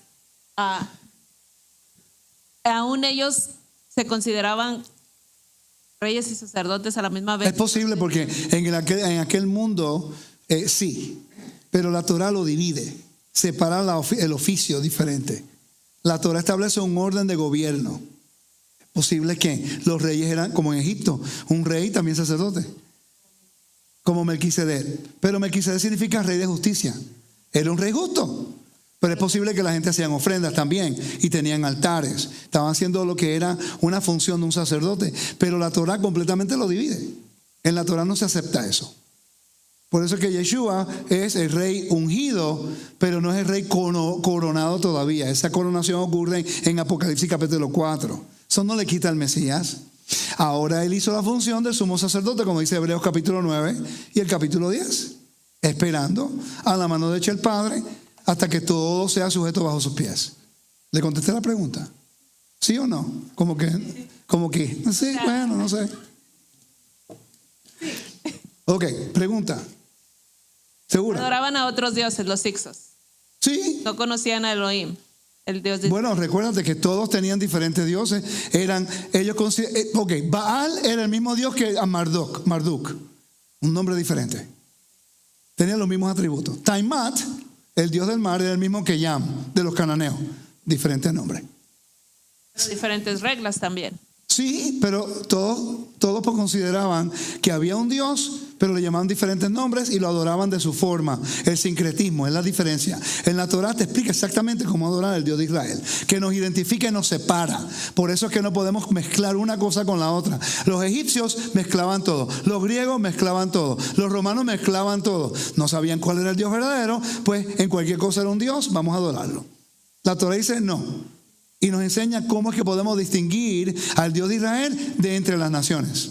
Esa es la diferencia que tenemos nosotros. Que para Faraón, cuando él dice el Dios Elohim, pues obviamente tú eres de aquel país, pues tú crees que es un Dios. Yo le llamo esto, pero lo interesante es que los magos de él, que sirven a los dioses de él, no pudieron interpretar el sueño. Esa es la diferencia. Que cuando el Dios de José un semita, automáticamente le brinda honor, no solamente a José, pero al Dios de José también. Ahí es cuando José entra y puede establecer reformas sociales que está basada en los valores que él aprendió con Jacob, y con Abraham y con Isaac. Y ahí es donde viene la línea hasta la creación. Y obviamente, si Faraón era el centro de comercio en el antiguo mundo, el país más famoso del mundo, así como fue Estados Unidos, los valores de este país o de Egipto se hubieran mezclado entre las naciones y la fama de José también. Es posible que la influencia de un hombre semita, segundo en el poder en Egipto, con muchos de los valores que aprendió de Abraham, Isaac y Jacob, hubieran mezclado con las culturas de que fueron a buscar el pan. ¿Por qué? Porque el mundo va a imitar el país que más prospera. ¿Qué influencia ha tenido Estados Unidos los últimos 70 años? Después de la Primera y Segunda Guerra Mundial. ¿Sí o no? En México, en Puerto Rico, en Estados Unidos, en Venezuela, en todos lugares. Cuando viene algo a Estados Unidos es diferente. Hasta los maestros. Uno puede tener un maestro en su propio país, pero viene uno de afuera o lo escuchan el de afuera. ¿Me están siguiendo? Es parte del proceso. ¿Okay? Entonces, estamos aprendiendo algo nuevo hoy porque aquí hay algo que es importante y son el entrenamiento. No voy a leerlo todo, pero vamos a poner este artículo un poco más tarde. Pero es interesante que lo que ocurre aquí es importante nosotros entenderlo, que es un entrenamiento que le ocurre a José. ¿Con qué propósito? ¿Cuál fue la función de recibir el poder? ¿Fue para ser famoso o fue para poder ejecutar el plan que Dios le había dado? Lo pusiera por obra, ¿no? No para ser un opresor, sino para ser un hombre de justicia. Eso es lo que define a José. Y eso es lo que define a Yeshua. A través de Yeshua, ahora nosotros tenemos lo que es vida eterna a través de él. Por la función que él hizo. Él trajo justicia a las naciones. Vamos a buscar en Segunda de Reyes, capítulo 11, versículo 1 al 20. Y vamos a ver un tipo de entrenamiento que ocurre con uno de los reyes de Israel. Vamos a ir allá. Segunda de Reyes, capítulo 11. Para ver, ¿cuántos de ustedes han estudiado lo que es entrenamientos del antiguo Medio Oriente? Y por eso hay tanta confusión. Sí, dígame. Hermano, es bien interesante lo que usted mencionó. Hace como 2 semanas también tocó el punto de que nos hizo la pregunta de que si sabíamos los decretos, las reglas de César. Ajá. Y pues no lo sabemos. Y hoy también preguntó que si conocemos sobre Egipto, su cultura. Y no, tampoco no. Entonces es importante estudiar, es importante. Eso estaba en Hechos capítulo 17. El decreto sí. Y eso a mí dije, bueno, tantas veces hemos leído la escritura y nunca nos habíamos hecho esa pregunta. Ajá. Si no entendemos eso, no podemos entender el tema, lo que se está hablando. Exacto. Lo mismo con Egipto. Si no entendemos lo que pasó en Egipto, es imposible entender las escrituras. No vamos a poder. Es importante el conocimiento, la palabra, la lectura. Te voy a dar un ejemplo de lo que usted está diciendo. Dejen su dedito ahí en Segunda de Reyes y yo voy a ir a Isaías capítulo 9, versículo 6. ¿Ok? En 9, capítulo 6 dice: porque un niño nos he nacido, hijo nos he dado, y el principado será sobre su hombro, y se llamará su nombre admirable, consejero, Dios fuerte, Padre eterno, príncipe de paz. ¿Cuántos títulos tiene ahí? 5. ¿Cuántos títulos se le daba a un faraón en su entronamiento? 5. En el antiguo Medio Oriente, cuando había un rey que era entronado, se le cambiaba el nombre. Ahora busca el libro de Apocalipsis y cuántos nombres tiene Yeshua en el libro de Apocalipsis. El verbo, la tribu de David, la raíz de David, el león de Judá. Le llama hasta el alfa y el omega. Le cambian el nombre. Es un entronamiento. Pero el problema es que si no estudiamos estos elementos, no vamos a entender lo que estamos tratando de decir. Y no es que estamos minimizando a nadie, sino que estamos entendiendo que aquí, por ejemplo, o es el Padre eterno o príncipe de paz. Sahapanim. Son dos cosas diferentes. Cuando uno estudia la Biblia en su contexto, lo vemos diferente. Lo digo con confianza, no en arrogancia. Me tomó mínimo 5 años entender esto.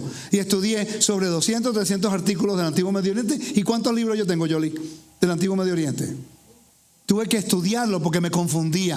Hasta que estoy estudiando lo que era entrenamiento del Antiguo Medio Oriente. ¿Ok? Y de repente yo veo que a Faraón se le cambiaban, serán 5 nombres.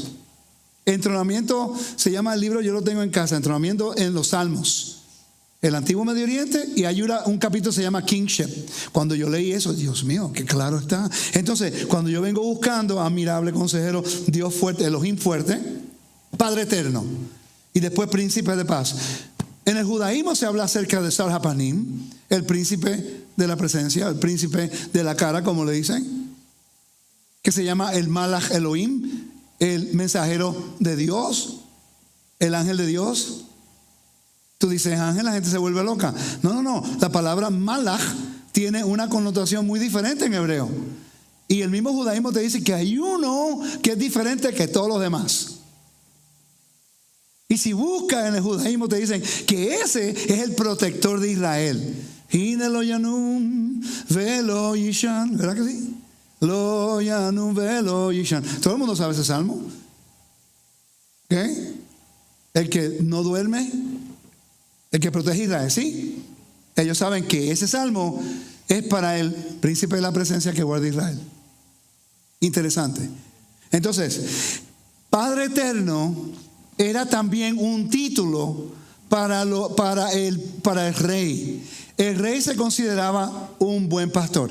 El rey se consideraba la luz del mundo. Un rey se consideraba como el Padre Eterno del reino. Era el Padre del reino, pero era el príncipe del Dios creador. Todo el mundo sabía eso en el Antiguo Medio Oriente.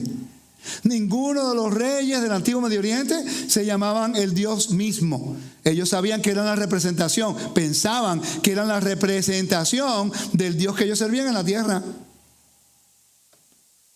Así era el Antiguo Medio Oriente. Cuando leemos este versículo y entendemos el Antiguo Medio Oriente, tenemos claridad de lo que está diciendo aquí. Porque habían 5 nombres que se le daba a Faraón en su momento de entrenamiento. Por eso que a José se le cambió el nombre. Sefanas Penea, qué interesante. Le dan una posición de honor, inmediatamente le cambiaron el nombre. Después le dan una esposa, después le ponen un sello, le dan un anillo. Lo suben al segundo carro de Faraón, no al primero, al segundo. Y Faraón le dice, doble rodilla ahora. A él le doblaron rodilla antes o después del ritual de transición y entrenamiento. Después. Hay un orden. A él le dieron el nombre nuevo antes o después que fue honrado. Y no lo dejó sentarse en su trono, dijo tú. No, es que no. Él lo dice en Isaías, él lo dice en tú, menos mi trono. ¿Verdad que sí? Más claro no puede ser. Como yo siempre digo, no, José representa a Jesús. José es una prefigura del Mesías, hasta que habla de lo que es el entrenamiento de José y después no queremos aceptarlo. Lanzarlo en el pozo representa la muerte, sacarlo del pozo, la resurrección, escondido entre las naciones por 2000 años, por 20 años, 2000 años. ¿Están viendo el patrón? Sí, es un patrón exacto, hasta el punto del entronamiento. Antes que venga la gran tribulación, en el libro de Apocalipsis, Yeshua es entronado. Y después viene a salvar a los que están siendo perseguidos y en tribulación. Hello. Aleluya. El mismo patrón que vemos en la Biblia. Pero a veces tenemos que buscar estos recursos para entender más claramente las cosas. Ok, vamos ahora a 2 de Reyes capítulo 11, por favor. Sí, del 1 al 20. Vean esto para que usted vea. 2 de Reyes capítulo 11. Cuando Atalía, madre de Ocosías, vio que su hijo era muerto, se levantó y destruyó toda la descendencia real. Pero Josaba, hija del rey Joroam, hermana de Ocosías, tomó a Joás, hijo de Ocosías, y lo sacó furtivamente de entre los hijos del rey, a quienes estaban matando, y lo ocultó de Atalía, a él y a su ama, en la cámara de dormir, y en esta forma no lo mataron. Y estuvo con ella escondido en la casa de Adonai 6 años. Wow. ¿En la casa de Adonai? ¿Dónde? ¿Dónde lo escondieron? Esa es la pregunta. Si están viendo la imagen de la pantalla de mi aplicación. Si vamos acá, no quiero. En el templo había un edificio grandísimo. Vamos a ir allá, rapidito. Vamos a entrar aquí. ¿Ok? Por la puerta Nicanor. Ahora entramos acá y vamos a mirar el edificio del templo. Altísimo que era. Que estaba dividido en 2 pisos. El lugar santo, el lugar santísimo y el segundo piso. Nadie podía subir al segundo piso. Solamente un sacerdote podía entrar. Se dice 3 años o 7 años. Vamos a ir allá. Segundo piso. Habían 4 velos. El velo que vieron, los 2 velos que dividían el primer templo, el lugar santo, el lugar santísimo durante el segundo templo. No en el tiempo de Salomón. Estamos hablando del tiempo de Salomón aquí en este capítulo. ¿Okay? El templo no era tan alto. Era 60 codos de alto y el templo de Herodes era 100 codos de alto. 22 pisos de alto en el tiempo de Herodes. ¿Ok? Y el otro pues era de 60 codos. 100 codos, 60 codos, como 15 pisos. ¿Ok? O 14, bastante alto, ¿no? Ok. Entonces, en el templo se encuentra lo que es el templo. Y vamos a ir a la cámara alta. Y en la cámara alta voy a moverme hacia acá para que lo puedan ver. Este es el segundo piso. Y ahí había un lugar bastante grande. Obviamente este es más grande que el primer templo, pero era bastante espacioso. Se piensa que este fue el lugar donde escondieron a este rey porque nadie podía subir allí. Recuérdate, en el tabernáculo, el tiempo del tabernáculo, no había un segundo piso. ¿Me están siguiendo?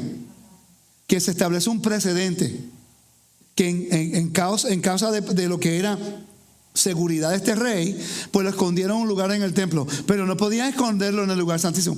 Yo he escuchado gente que han dicho que estaba y que en el lugar santísimo. Gente hablando de ese capítulo diciendo que estaba escondido en el lugar santísimo. No tiene lógica. Este es el segundo piso. Debajo de este piso está el lugar santo y el lugar santísimo. ¿Me están siguiendo? ¿Y cómo subían? Tremenda pregunta. Ahora vamos a subir. Porque lo que está ahí era un velo, ¿verdad? Sí, había un velo para dividir. Pero si abajo era donde estaba el lugar santo y el santísimo. Y no entendí la pregunta. Porque estaban separando. Esa es la logística del templo. Estaban separando los mismos espacios arriba y abajo. Si alguien subía, no permitían que subiera tampoco. Porque no era que estaba entrando al lugar santísimo, pero tenía que ver con cosas de santidad. ¿Ok? Y en el segundo piso, lo que había, le voy a enseñar rápido antes de continuar. No podían entrar a la parte del lugar santísimo, pero a la parte del lugar santo.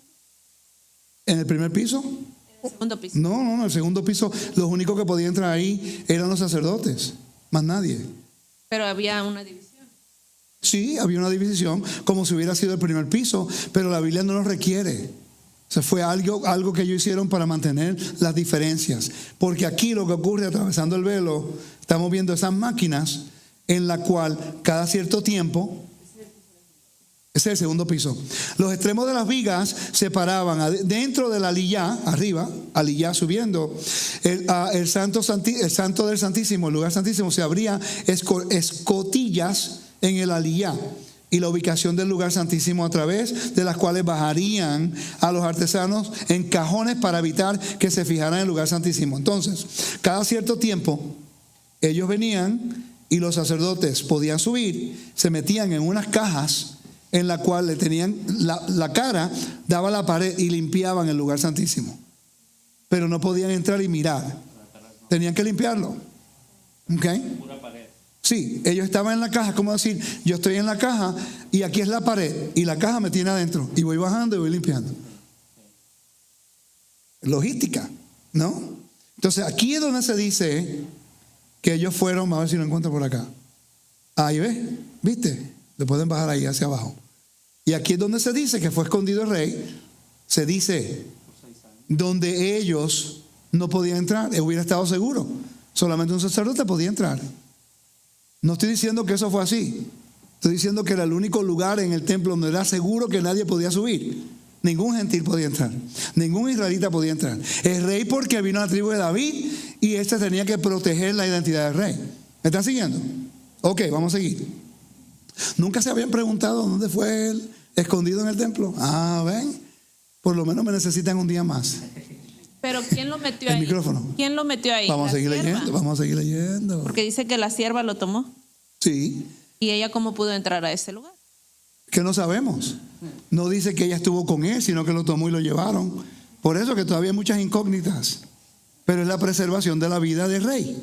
¿Me está siguiendo? Son buenas preguntas, pero no tenemos todas las respuestas. Entonces, cuando nosotros vemos una situación en la cual la vida del rey es importante, muere el rey, muere la imagen de ese Dios que nadie ve.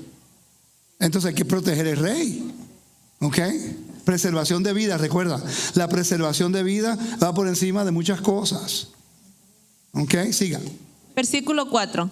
Mas al séptimo año envió Joaida y tomó jefes de centenas, capitanes y gente de la guardia, y los metió consigo en la casa de Adonai, e hizo con ellos alianza, juramentándolos en la casa de Adonai, y les mostró el hijo del rey. Y les mandó diciendo: esto es lo que habéis de hacer. La tercera parte de vosotros tendrá la guardia de la casa del rey el día de reposo. Otra tercera parte estará en la parte de Shur, en la puerta de Shur, y la otra tercera parte a la puerta del postigio de la guardia. Así guardaréis la casa, para que no sea allanada. Mas las dos partes de vosotros que salen en el día de reposo tendréis la guardia de la casa de Adonai junto al rey. Y estaréis alrededor del rey por todos lados, teniendo cada uno sus armas en las manos, y cualquiera que entrare en las filas sea muerto. Están en el templo, en una parte del templo, no en el edificio. Están en una parte del templo, sacaron al rey, lo están mostrando al pueblo. ¿Ok? Ha sido guardado el rey. De repente ahora va a hacer un entronamiento. Quiero que noten lo que va a ocurrir. ¿Ok? Siga leyendo. Perdón. Lo sacaron para mostrárselo al pueblo, el rey. Sí. ¿Y por qué permanecía ahí? ¿Dónde? Escondido? ¿En dónde? No, en este caso ya estaba escondido. Ahora lo están mostrando. Salió. Ahora él va a estar en su trono. Van a hacer un entronamiento ahora. Eso es lo que está tratando de mostrar. Fue escondido en un lugar específico. Cuando él sale, ahora va a ser mostrado al pueblo y va a haber una aclamación, un entronamiento, una coronación.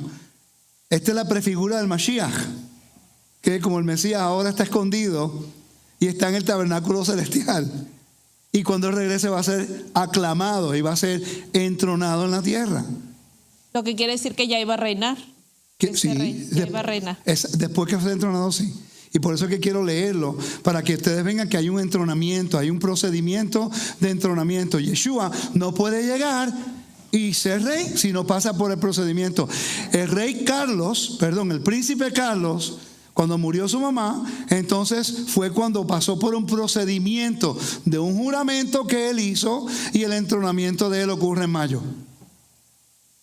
Y después, cuando ocurre el entronamiento, ahí legítimamente se va a llamar el rey de Inglaterra y de todo el reino. Hay un procedimiento legal.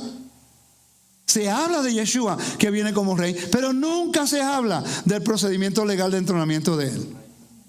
Ese siempre ha sido mi punto de contención con lo que se está enseñando. Nadie está diciendo que no es el Mashiach. Nadie está diciendo que no es el Hijo de Dios. Nadie está diciendo que Él no es el Hijo de Adán. Lo sabemos, pero hay un procedimiento legal de entronamiento que se tiene que cumplir. Y en ningún momento este rey usurpa la autoridad del Padre, ni José usurpó la autoridad de Faraón. Nadie puede usurpar la autoridad del rey, y menos el Mashiach, que se sienta en la mano derecha. Trabajan en conjunto. Faraón y José trabajaron unánimes. Faraón le dio la autoridad, Faraón le dio el honor, Faraón le dio el nombre, Faraón le dio el anillo. Cuando le dio el anillo, ahí tiene el poder.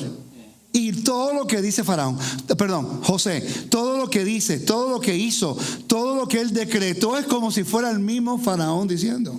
Si tú no escuchas a José con la autoridad que Faraón le dio, es una afrenta a la autoridad del rey, de Faraón, porque él fue el que lo puso en ese poder. Ok, seguimos leyendo.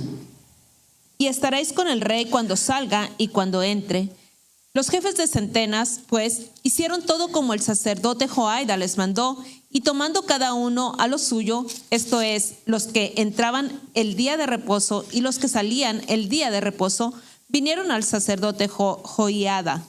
Y el sacerdote dio a los jefes de centenas las lanzas y los escudos que habían sido del rey David, que estaban en la casa de Adonai. Y los de la guardia se pusieron en fila, teniendo cada uno sus armas en sus manos, desde el lado derecho de la casa hasta el lado izquierdo, junto al altar y el templo, en derredor del rey. Sacando luego Joiada al hijo del rey, le puso la corona y el testimonio. ¿Qué es el testimonio? Claro, no. Se llama edut. Edut. El convenio, como un pergamino. O lo que dice el libro de Apocalipsis cuando se le da a Yeshua, en el capítulo 4. Un rollito. Edut. Le da la corona y le da el edut. Testimonio se llama. En hebreo se llama edut. Vamos a ver qué significa la palabra para que pueda estar más claro acá. ¿Ok? Déjenme buscar aquí.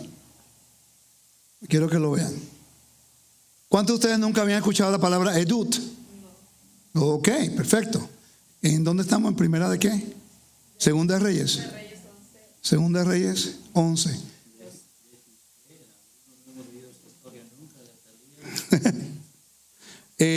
Mire, ¿por qué estoy leyendo todo el capítulo? Generalmente la gente agarra un versículo y otro versículo y hacen una teología. Yo no quiero ser así. Usted sabe que yo siempre trato de hacer lo posible de dar la mayor información para que usted pueda validarlo, ¿no? Y defino los términos. ¿Qué versículo era ese? 12. El 12. Y dice, edut. Then he brought out the son of the king and put a crown. La palabra crown, que significa netzer. Netzer. Netzer. ¿Ok? Dedicación, corona, diadema. Una diadema, una coronación.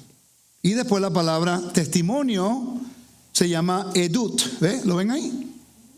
Edut. Ok, vamos a buscar aquí rapidito. Si vemos Bible. La palabra edut. Buscamos aquí. Y te dice todo lo que significa la palabra edut. Estipulación, como un reminder o estatutos, llamado al testimonio. En el Antiguo Medio Oriente representaba diferentes cosas. Y dot, en el Antiguo Testamento se encuentra 46 veces. Se encuentra en Salmos 15 veces.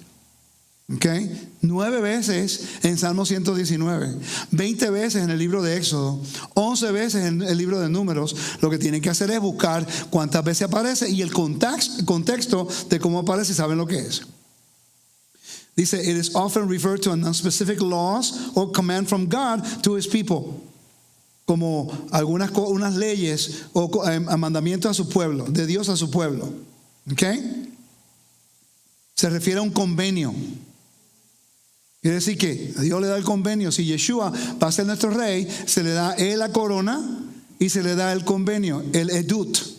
Interesante que el libro de Apocalipsis habla acerca de eso. No sé cuál es la palabra griega, pero es interesante que usa la misma tipología. Pero si no estudiamos lo que era entrenamiento, no lo vamos a ver. ¿Ok? Hay unos pasos muy importantes en un entrenamiento. Está la coronación. Está el edut que le tienen que dar. Está la aclamación. Todas esas cosas son importantes. Son 5 pasos y no recuerdo ahora mismo cuáles todos los 5 pasos. Y dice, y versículo 6. Y delante del trono había como un mar de vidrio. A ver dónde estoy buscando un ser viviente. Y los 4 seres vivientes, santo. El rollo del cordero, mira. Y vi en la mano derecha, el capítulo 5. Del que estaba sentado en el trono, un libro escrito por dentro y por fuera, sellado con 7 sellos. Y ese sello se lo dan a Yeshua. ¿Ok? Entrenamiento.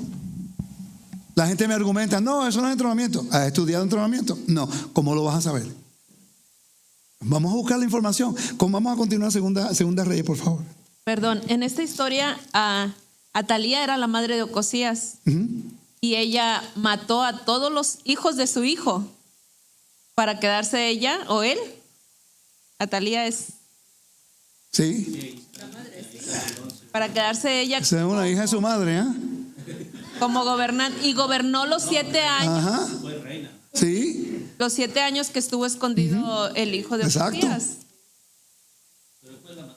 Corrupción. Sí, pero siga, se pone más interesante.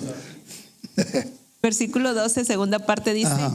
Y le hicieron rey ungiéndole y batiendo las manos dijeron: ¡Viva el rey! Ok. Batiendo las manos. La aclamación. ¡Viva el rey! Eso tiene que ocurrir con Yeshua. Y es- Cuando Yeshua entró a la ciudad, ¿qué pasaron? No lo aclamaron. No le pusieron una corona. y eso No le estaba- pusieron una corona como si fuera rey de los judíos. estaba sucediendo adentro del ¿De qué? templo. No, no dentro del templo.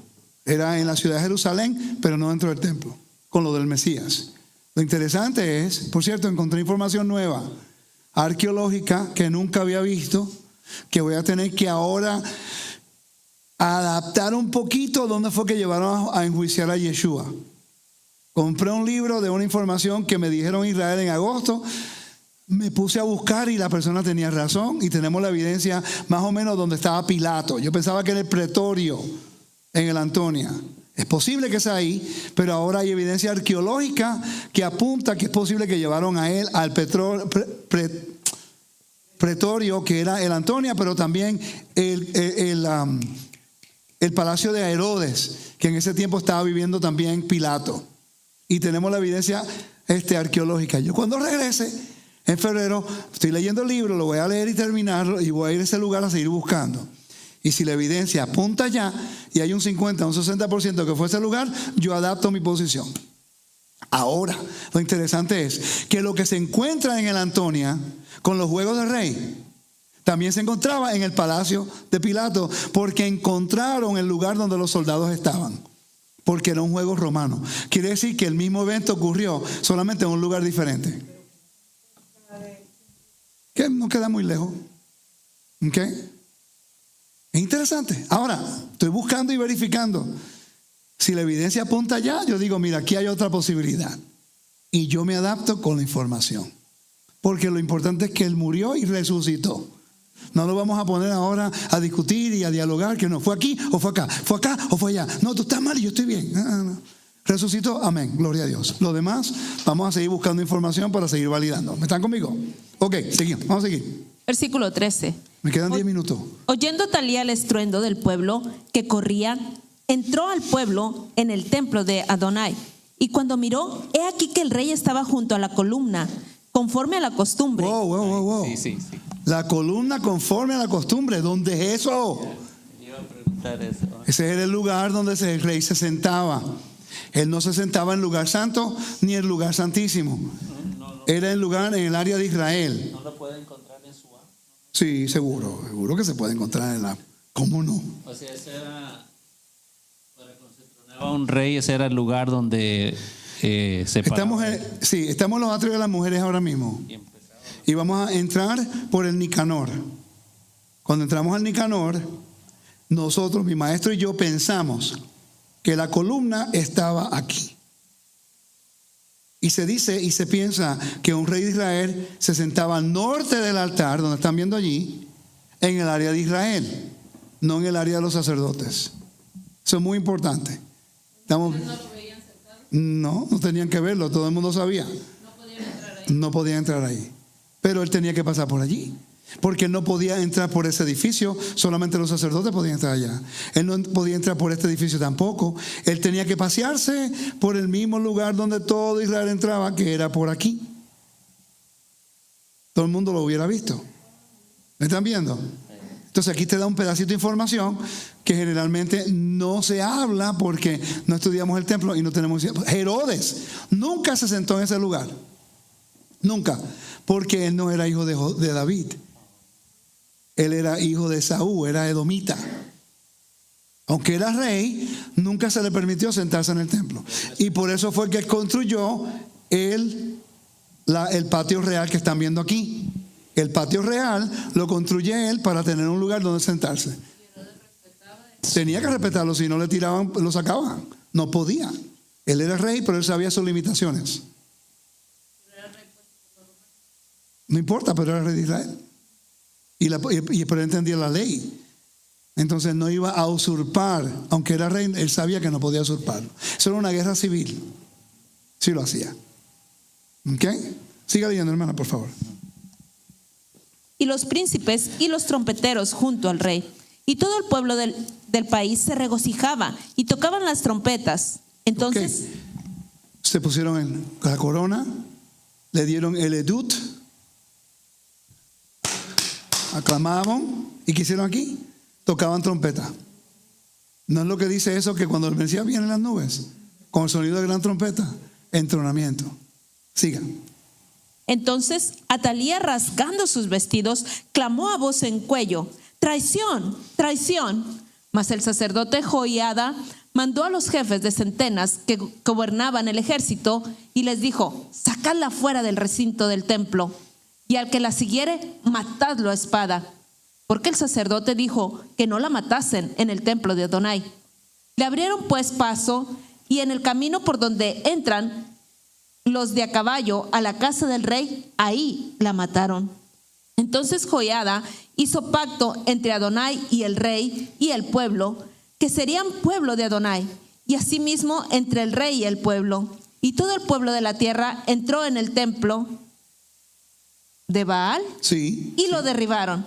Asimismo despedazaron enteramente sus altares y sus imágenes, y mataron a Matán, sacerdote de Baal, delante de los altares. Y el sacerdote puso guarnición sobre la casa de Adonai. Después tomó a los jefes de centenas, los capitanes, la guardia y todo el pueblo de la tierra, y llevaron al rey desde la casa de Adonai, y vinieron por el camino de la puerta de la guardia de la casa del rey, y se sentó el rey en el trono de los reyes. Lo sacaron de la casa del Señor y lo llevaron al trono que estaba a la mano derecha. Salomón construyó el templo, y a la mano derecha de Salomón él construyó un palacio, y ahí estaba su trono. Él no se sentó en el trono de Dios en el lugar santísimo. Él lo sentaron en su trono donde Dios le dijo que se sentara, a la mano derecha, que es una expresión idiomática de un futuro rey. ¿Ok? ¿Están viendo, no? Siga, hermana. Y todo el pueblo de la tierra se regocijó, y la ciudad estuvo en reposo, habiendo sido Atalía muerta a espada junto a la casa del rey. Era Joás de 7 años cuando comenzó a reinar. Estamos viendo un entronamiento en Segunda de Reyes.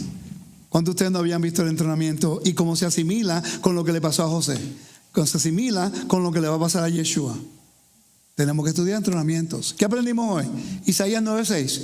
5 títulos para el rey de Israel.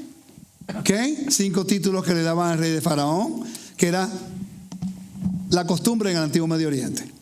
Ahora, su tarea es ir al libro Apocalipsis y buscar cuántos nombres se le da a Yeshua en el libro Apocalipsis. Y ahí podemos nosotros tomar una mejor decisión y aprender un poquito más acerca de los roles de Mashiach. ¿Él es mi sumo sacerdote en el orden de Melquisedec? Sí, él hizo esa función. Amén. Él está ahora a la mano derecha del Padre, como dice la Biblia. Amén. ¿Ok? Él, a través de Yeshua, el Eterno, ha destruido la muerte. Amén. Tenemos la victoria, vida eterna, como regalo del Rey. Amén. Él vendrá en las nubes como nuestro Rey en la tierra. Amén. Entregará el reino después de 1000 años a su Padre, lo dice la Biblia.